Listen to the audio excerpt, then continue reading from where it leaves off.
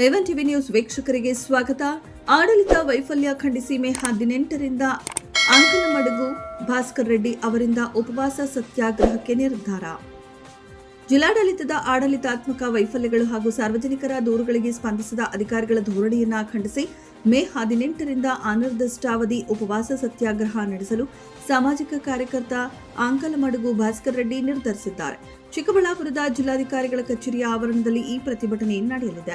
ಜಿಲ್ಲಾಡಳಿತದ ಕಾರ್ಯವೈಖರಿಯಲ್ಲಿನ ಲೋಪದೋಷಗಳು, ಸಾಂವಿಧಾನಿಕ ನಿರ್ಲಕ್ಷ್ಯ ಮತ್ತು ಸಾರ್ವಜನಿಕರ ಕುಂದುಕೊರತೆಗಳನ್ನು ಆಲಿಸುವಲ್ಲಿ ಅಧಿಕಾರಿಗಳ ವಿಫಲತೆಯನ್ನ ಈ ಸತ್ಯಾಗ್ರಹದ ಮೂಲಕ ಎತ್ತಿ ತೋರಿಸಲಾಗುತ್ತದೆ.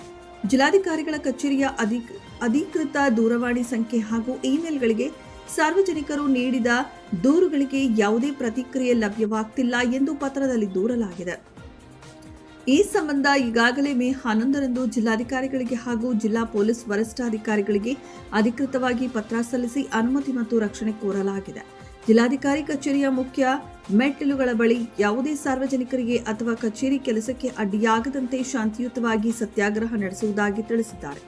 ಸತತ ಮನವಿಗಳ ಹೊರತಾಗಿಯೂ ಆಡಳಿತಾತ್ಮಕ ಸುಧಾರಣೆ ಕಾಣದಿರುವುದು ಮತ್ತು ಕರ್ತವ್ಯ ಲೋಪ ಎಸಗುತ್ತಿರುವ ಅಧಿಕಾರಿಗಳ ವಿರುದ್ಧ ಕ್ರಮ ಕೈಗೊಳ್ಳದಿರುವುದು ಈ ಹೋರಾಟಕ್ಕೆ ಮುಖ್ಯ ಕಾರಣವಾಗಿದೆ. ಸಾಮಾನ್ಯ ಜನರ ಪರವಾಗಿ ಈ ಹೋರಾಟ ಅನಿವಾರ್ಯವಾಗಿದೆ. ಆಡಳಿತ ಯಂತ್ರ ಚುರುಕುಗೊಳ್ಳುವವರೆಗೂ ಮತ್ತು ಸಾರ್ವಜನಿಕರ ದೂರುಗಳಿಗೆ ಸೂಕ್ತ ಸ್ಪಂದನೆ ಸಿಗುವವರೆಗೂ ಈ ಹೋರಾಟ ಮುಂದುವರಿಯಲಿದೆ ಎಂದು ಭಾಸ್ಕರ್ ರೆಡ್ಡಿ ತಿಳಿಸಿದ್ದಾರೆ.